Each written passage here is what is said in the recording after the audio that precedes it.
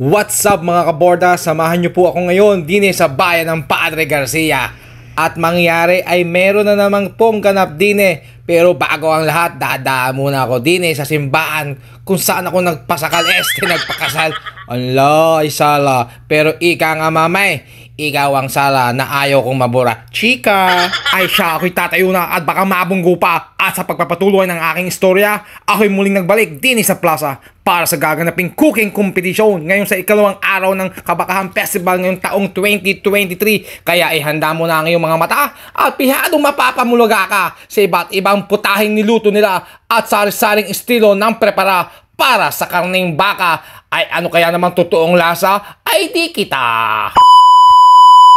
Ay siya, bago ko simulan ang nangyaring kaganapan, inyo munang tunghayan ang mahal na ina ng bayan, ang napakabuti at napakagandang mayora ng Padre Garcia, kasama ng mga nakahilerang ipinapakilala magpapasya din sa mga lalantakang nilutong baka. Big shoutout nga pala din sa nakasama ko sa nahagip ng aking munting camera. Isa lang masasabi ko, magaan ang loob ko sa kanila.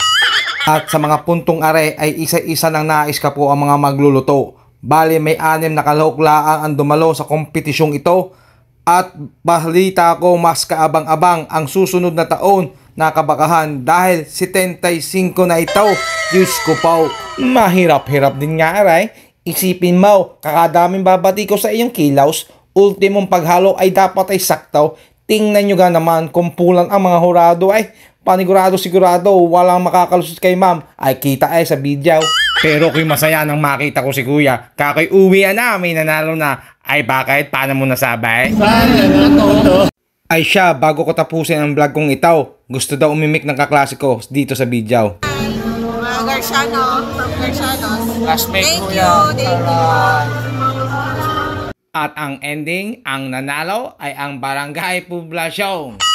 Sayang ang tataw.